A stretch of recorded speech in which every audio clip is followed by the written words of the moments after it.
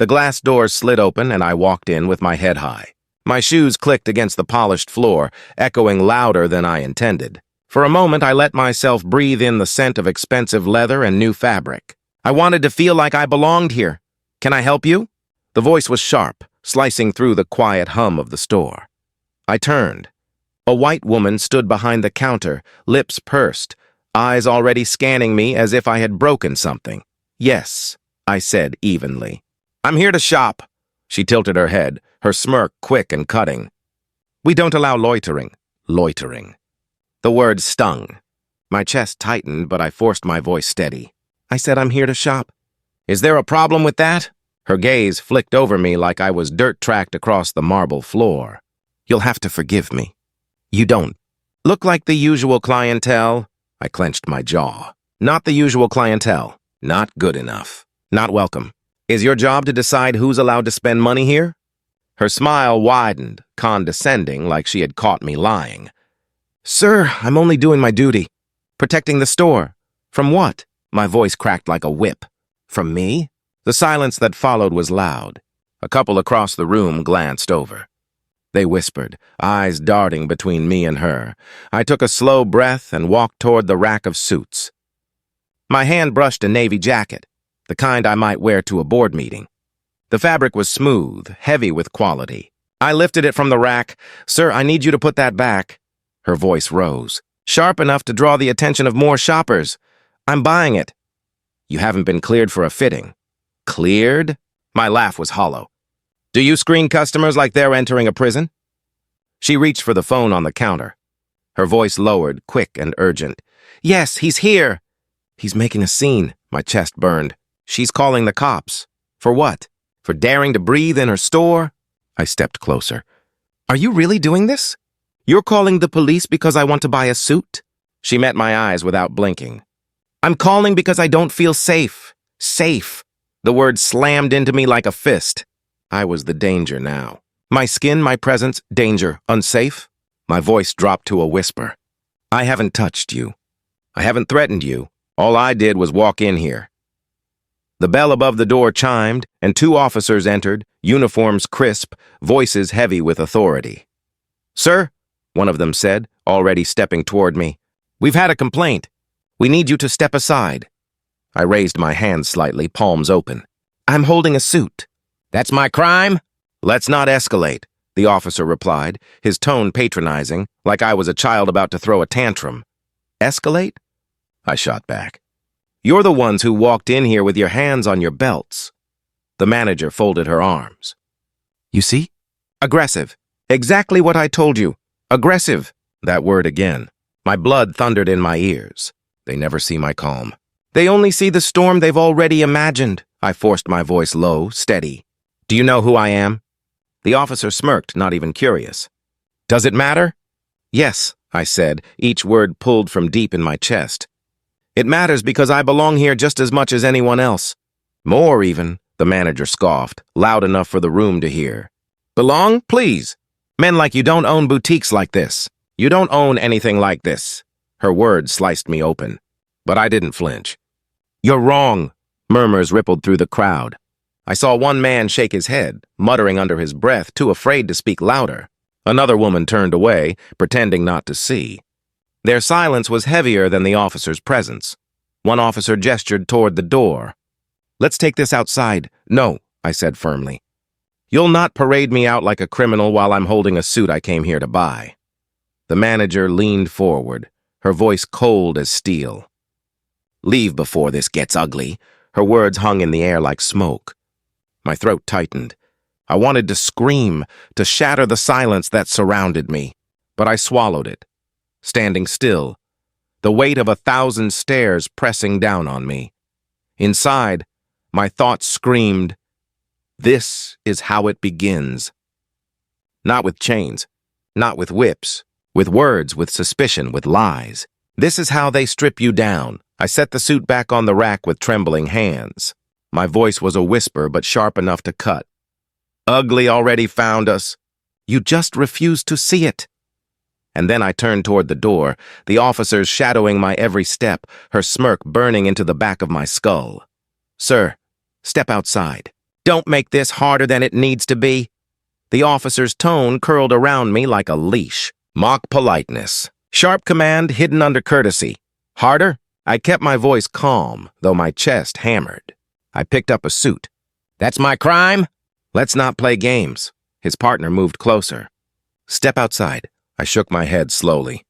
Not until you tell me why I'm being treated like a criminal. The manager's voice sliced in, quick and satisfied. Because you're aggressive. I told you he was hostile from the moment he walked in. Hostile? My voice cracked, louder this time. I asked about a suit. That's all I did.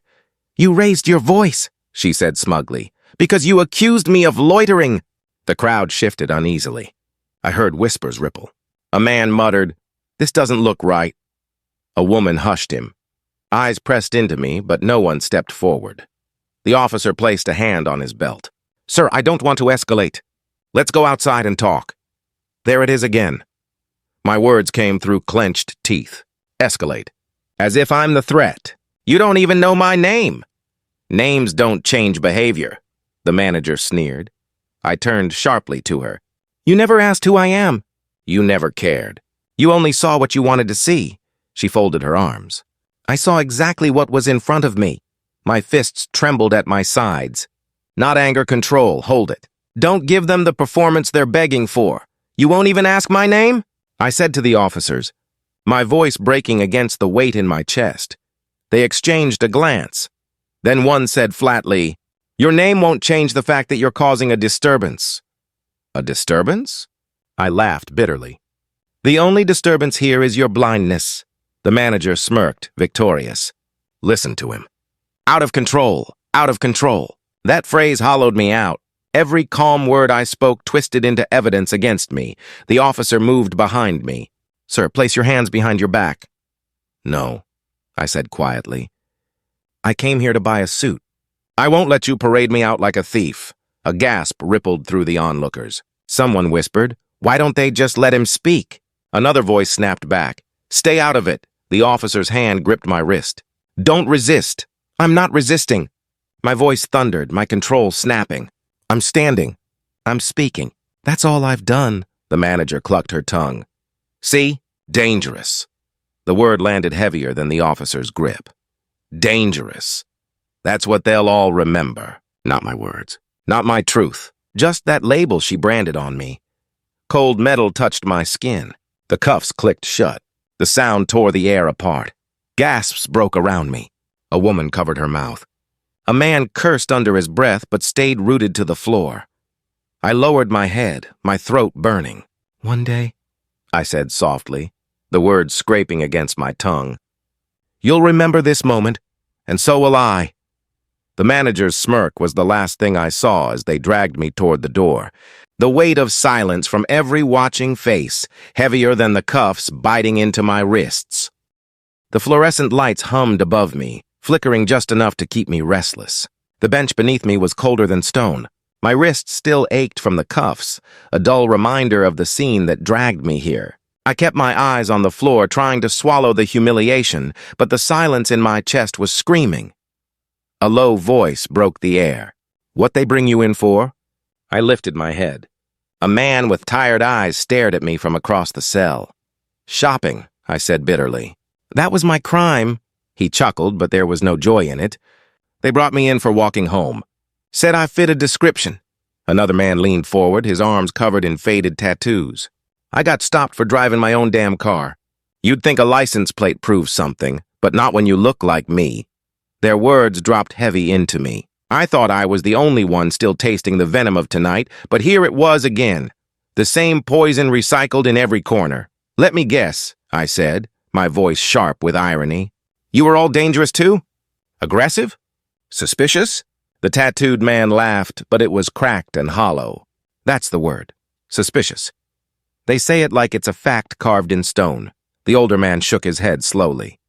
His voice was rough, carved out by years of swallowing rage. They'll never see us as human. The words made my stomach twist. Never human. Just shadows, suspects, stories already written before our mouths opened. I leaned forward, my voice low, burning. Then we'll make them see. Somehow, some way. He met my eyes, and for a moment, his silence felt like agreement. Or maybe resignation. I couldn't tell. The guard appeared, keys jangling at his hip. His smirk cut sharper than his uniform. CEO, huh? Sure you are. The other inmates chuckled under their breath, not at me, but at him. The kind of laugh that hides wounds too deep to show. I looked at the guard, forcing my voice steady. Keep laughing. You'll remember me. He rolled his eyes and walked off, his laughter echoing down the hallway.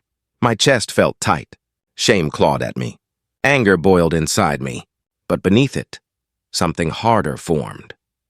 Not just fury, not just pain. Resolve. I closed my eyes, the sound of the lights buzzing above me. The whispers of the men around me faded into the background. They will hear my voice, I whispered to myself, every word pressed with steel. No matter the cost. The wooden chair creaked beneath me as I sat, my palms damp against the table. I told myself to breathe, but every breath felt like I was swallowing smoke. The manager's voice cut through the silence. He was threatening, intimidating. I felt unsafe the moment he walked in, unsafe. The word dragged nails down my spine. My lawyer leaned forward. Objection. She hasn't offered a single fact, just feelings. The judge waved his hand lazily. Overruled. Continue. The manager glanced at me, her lips curling into that familiar smirk. He raised his voice, refused to leave, and became aggressive. I was genuinely afraid for my safety and for the safety of others in the store. Aggressive again. Always aggressive. That's not true, I burst out, leaning forward. I asked to buy a suit.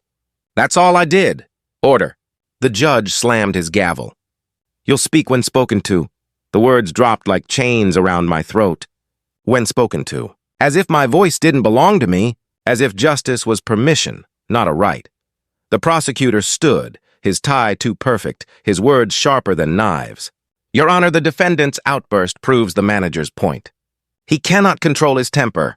I shook my head, fury pounding in my chest. You twist my words. You twist everything. Silence, the judge barked. My lawyer pressed his hand on my arm. Let me, he rose, voice steady but tight. Your Honor, the store cameras recorded the entire incident. There was no aggression, no threat. Only a man browsing a rack of suits, the prosecutor smirked. Yet the manager feared for her safety. Isn't fear valid evidence in today's society? Fear, that word again. Fear was enough to cage me, to erase me, to turn me into a monster in their eyes. My lawyer's voice grew sharper. Fear without cause is prejudice, not evidence. The judge leaned forward. That's for me to decide. My jaw clenched so hard it hurt. I couldn't stay silent. I pushed myself up. Your Honor, do I even exist to you? Gasps rippled across the courtroom. I felt every eye snap to me. The judge's face hardened. Sit down. You'll speak when spoken to. The gavel slammed again, but its sound was drowned out by the roar in my head. Do I even exist to you? Or am I just a shadow painted with someone else's lies? I sank back into my chair, rage clawing at me, begging to be released. But I swallowed it whole, the taste bitter and heavy. My lawyer leaned close, his whisper sharp against the storm in my chest. Patience, your time is coming.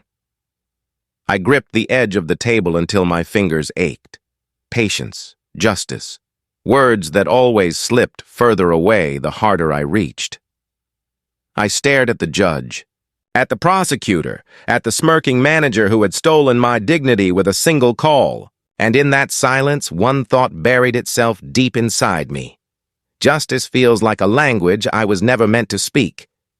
The room felt smaller when they walked in, as if the air itself shrank back. I had hoped for warmth, maybe even courage, but their eyes darted everywhere except mine. One of them cleared his throat. We just came to check in, to see how you're holding up. I leaned forward. How I'm holding up? After being dragged out in cuffs for buying a suit? How do you think? The silence stretched until another finally spoke, his voice barely above a whisper. We can't be seen taking sides. The words stung sharper than the judge's gavel. Not taking sides, as if justice itself was just a side to pick. You can't be seen taking sides? My voice cracked. I'm not asking you to fight an army. I'm asking you to stand for the truth. He shifted uncomfortably, his eyes fixed on the floor. You should have just left quietly. None of this would have happened, left quietly. As if my silence was the solution. As if my dignity was negotiable. You knew me, I shouted, the walls echoing my anger back at me. You worked beside me, laughed with me, shook my hand when I closed deals, and now I'm a stranger because it's convenient? One of them flinched. It's not that simple.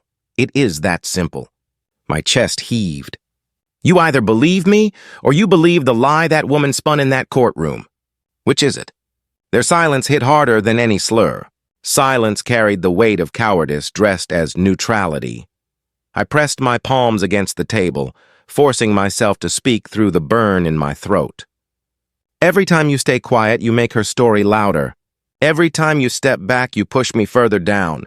One of them looked at me then, eyes full of guilt but lips sealed tight. The other muttered, She has powerful connections. The words landed like betrayal carved into stone. Connections.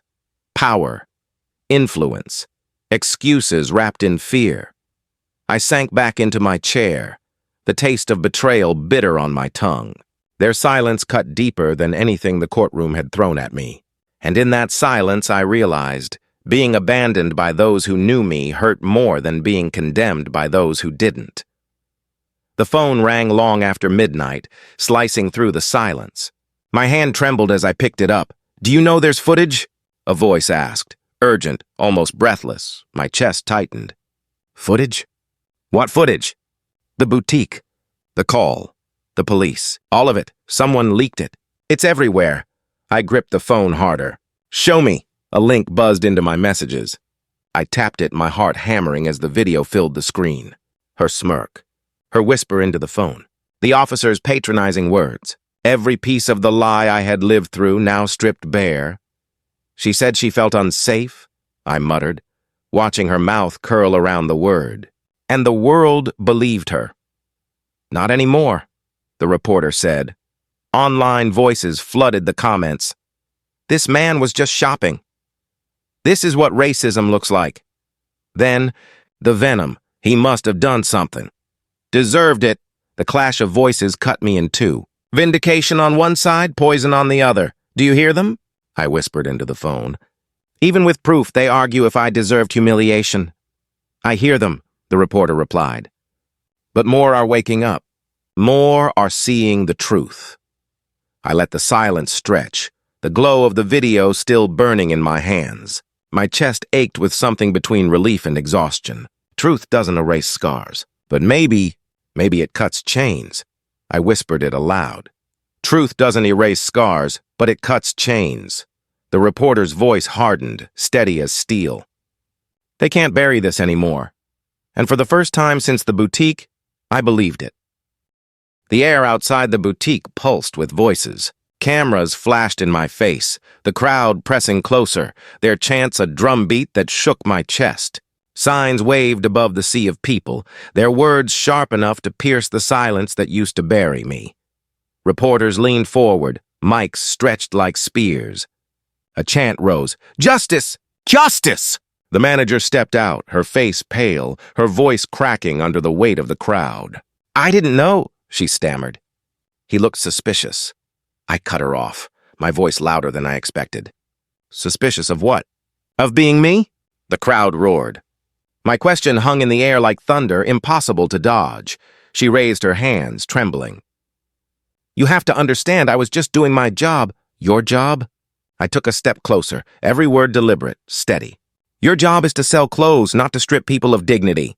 Your job is to serve customers, not summon police for their skin. The protesters shouted louder, voices colliding into one wave. Say his name. Say his name! I looked at her, my voice cutting through the chaos. You called me dangerous. You called me aggressive. Tell them now, what did I do? She swallowed hard, her words tangled in her throat.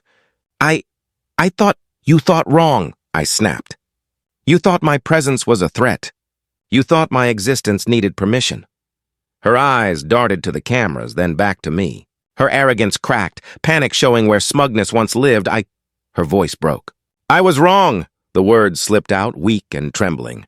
The crowd erupted, but her voice drowned beneath their roar. Say his name! The chant shook the pavement. Reporters pushed closer. Protesters shouted until it felt like the walls of the boutique might collapse. I stood still, breathing slowly, my heart steady despite the storm. This is what truth feels like. Not quiet, not buried. Alive, burning, undeniable. She covered her face, her shoulders trembling as the chants swallowed her whole. Her power dissolved in the noise. My calm grew stronger, rooted deep, while she shook beneath the weight of words she couldn't take back. For the first time, I didn't feel small inside those glass doors. I didn't feel invisible. I stood in front of the same boutique that had humiliated me, and now the world was watching.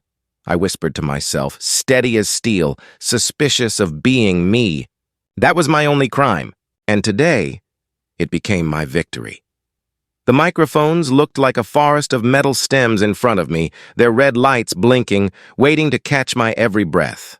The room hushed, hundreds of eyes burning into me. My chest tightened, but I stood tall, forcing the weight of silence to bend to my voice. I was arrested for shopping, I said, my voice steady, carrying across the room. Not for violence, not for theft, for existing. A ripple went through the crowd. Some shifted uncomfortably, others leaned forward, pens frozen above notepads. I let the silence hang, then pressed on. That's all it takes. My skin, my presence, my existence, to be branded a threat. A reporter called out, "What do you say to those who insist the store manager was simply following protocol?" Protocol? I shot back, my voice sharp. What protocol turns suspicion into truth without evidence? What policy justifies humiliation for the color of my skin? Call it what it is. Racism dressed as procedure. The words rolled out like fire, but I felt my heart beat harder. Every syllable is a scar laid bare. Every sentence, a wound turned outward. Racism, I continued, lowering my tone so every ear strained to catch it, is not a shadow hiding in the corner. It's a voice. Loud, repeated, normalized. And we've heard it too long. A hand rose in the crowd. An older woman's voice trembled. You spoke for all of us tonight. Thank you. Her words cut deeper than the questions. Gratitude felt heavier than anger. I nodded, my throat tight. No one should thank me for telling the truth. The truth should have been obvious from the beginning. A man in the back shouted, "I'm sorry," for staying silent, for not speaking up sooner. The apology hit me harder than the insults ever had. My hands gripped the podium. Silence has always been the loudest betrayal. Another reporter asked, "Do you see this as justice?" I shook my head slowly. Justice isn't a headline. Justice isn't a leaked video. Justice is when no one else has to stand here saying what I'm saying tonight. The room went quiet again, thick with the weight of words that couldn't be dodged. I let them sit there, let them pierce the silence that had once caged me. My voice softened, but every syllable carried steel. They called the cops to silence me. But I will not be silenced. Not today, not tomorrow, not ever. I leaned forward, my final words pressing into the air like a verdict. You called the cops. I called the world. And the silence that followed was no longer heavy. It was reverent. It was mine. The office settled around me like a held breath. The hum of the building softened into a pulse I could count with my fingertips on the desk. I let the door click shut behind me and stood still until the echo faded. I didn't want triumph. I wanted truth to stand without shaking. You look suspicious. The sentence slid across my mind like a blade I'd already felt. Sir, step outside. The command still tried to shrink me. You'll speak when spoken to. The gavel's echo clung to that voice like chains. I closed my eyes and let each line pass through me. Like I was sifting stones from water. The sting stayed, but the weight changed. I could finally hold it without drowning. I didn't know. He looked... Her excuse frayed in my memory. I heard it unravel all over again. You won't even ask my name? My question came back as a vow, not a plea. I'm sorry for staying silent. That stranger's apology from the press conference still warmed and hurt at the same time. Silence had been the loudest sound in every room. Now apologies were learning a new language. They said, aggressive. I had said, calm. They said, protocol. I had said, human. They said, order. I had said, voice. I sat. Not behind the desk, but on the edge of the window ledge. The city lights flickered like signals sent from another shore. My heartbeat settled into a slow, stubborn rhythm. Power used to be a suit on a hanger. Tonight it was breath I refused to give back. Do you know who I am? I heard my own voice again, not as a flex, not as a shield, but as a question that demanded the same from me. Who am I when the crowd goes home? Who am I when the camera dies? A whisper formed before I knew I'd said it. They never saw me as human, until I forced them to. The room didn't answer. It didn't need to. I understood the quiet differently now. Quiet used to feel like a chokehold. Tonight it felt like a witness. Truth doesn't erase scars, I had told the reporter. The rest of that sentence rose in me like it was waiting for its place. But it does cut chains. I let my fingers trace the groove on the desk where my ring had scratched the wood months ago. That tiny scar in the grain outlived meetings, deals, storms. It taught me something. Marks don't ruin worth. They prove history. You should have left quietly. That colleague's warning tried to return like a ghost. No, I answered it. Aloud this time, firm enough to claim the space. I should have stayed human. I did, the city exhaled. I exhaled with it. I pictured the door of that boutique, the glass, the polished floor, the rack where my hands had trembled. I pictured the camera lights outside and the way her voice drowned in the chant. I pictured the guard who laughed in the cell, the judge who looked through me, the older man who said they'd never see us as human. I pictured all of us standing anyway. Say his name. They had shouted it. Say my name, I thought back steady. Hear it, learn it. Don't forget. I stood and finally moved behind the desk. The chair welcomed me with a soft groan, the kind old wood makes when it recognizes the weight that belongs there. I didn't hide in it. I filled it. They called the cops. I said to the window's ghost of my reflection. I called the world. The echo didn't fight me anymore. It agreed. I was arrested for shopping. I answered the memory like a final cross-examination. I am free for speaking. I turned off the lamp and let the city do the lighting. My hand rested on the leather portfolio I should have carried into that store the first time, as if documents could have softened suspicion. They couldn't. Only truth could. They never saw me as human, I repeated, softer, letting the words sit where fear once lived. Now they do. The doorknob gleamed in the low light. I reached for it, not to leave, but to remember how it felt to enter rooms that once tried to push me out. My palm warmed the metal. The silence held me upright. They called me out of the store. I paused and felt every step I had taken since, but I walked back in as its owner. Months folded into each other like letters in a drawer. The noise became memory. The memory became a map. I walked past the boutique on a gray morning and found the gate rolled down, the windows blank, a paper notice peeling at the corners. Empty looked different on that glass, less like a victory, more like a trace. You look suspicious. The sentence returned, stripped of its power, like a recording played too many times. Step outside. It no longer moved my feet. You'll speak when spoken to. I spoke anyway, even in my head. I didn't stop to stare. I kept walking, and with each step, I heard the voices that had shaped the road beneath me. I was wrong. Her confession in the crush of the crowd, true or strategic, had still cracked something open. The crowd had done the rest. Fear without cause is prejudice. My lawyer's line still cut. Clean. Truth cuts chains. My own line kept working like quiet machinery inside my chest. Then don't waste it. Speak! I would say that to anyone who met my eyes now, and I meant it. A soft voice pulled me from the chain of thoughts. Excuse me, I turned. A young man stood near the shuttered door, hands knotted, gaze steady but unsure. His breath showed in the morning air. My stomach tightened, old reflex, but I held the space open. I've been waiting here, he said. I knew you'd pass by someday. I wanted to tell you. Your story gave me courage. My throat tightened. Courage for what? To stop apologizing for existing. He swallowed. To stay when they push. To speak when they say later. To apply anyway, to walk in anyway, to ask for the raise, to record the meeting, to say, that's not okay out loud. He exhaled, shaky but growing steadier. I thought I was the only one. You were never the only one, I said. The sentence felt like an arm around a shoulder, mine and his. But I know how loneliness lies. It makes echoes sound like the whole world. He glanced at the dead storefront. Did you want it closed?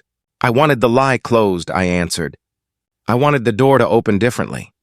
I let the quiet land between us. Empty isn't justice, but it can be a lesson. He nodded, eyes brightening with a grief I recognized. I saved the video, he added quickly, like a confession. When I forget, I watch it. Not to be angry. To remember I'm not crazy. You're not, I said. You never were. I held his gaze. If you need a video in the future, make one with your voice. Speak, even if it shakes. He lifted his chin a fraction. Will they listen? Not all, I said. Not at first. But echoes don't ask permission, they multiply. The first time you speak is a spark. The second time is a pattern. The third time is a door. He breathed out a small laugh. What if I'm not brave? You are, I said, and felt the statement settle like truth on a scale. Bravery isn't loud. It's consistent. He looked at the notice on the glass. I'm going to the community meeting tonight, he said. They said they need voices. They always need voices, I replied. They just don't always admit it. He smiled then, uncertain but real. Thank you, I shook my head. Don't thank me. I let the words come slow so they would stay. Take the courage and spend it. He shifted, as if the ground itself had tilted toward him. How? Like this. I stepped back so he could feel the space enlarge around him. Then don't waste it, speak. He nodded and walked away, not fast, not grand, just forward. His footfalls faded into the street's low murmur. The shutters creaked in the breeze. The notice peeled a little more. The city resumed its old rhythm, horns, footsteps, crosswalk beeps, but I heard something under it now. A thread of voices practicing their first lines. Can I help you? I belong here. State your name. I already did. Order. Truth. I kept walking. Justice didn't feel like fireworks. It felt like breath I didn't apologize for. It felt like a door I no longer asked to touch. It felt like a chorus learning harmony after lifetimes of being told to hum softly. A final thought rose and held. Justice is not silence. Justice is a voice that never stops.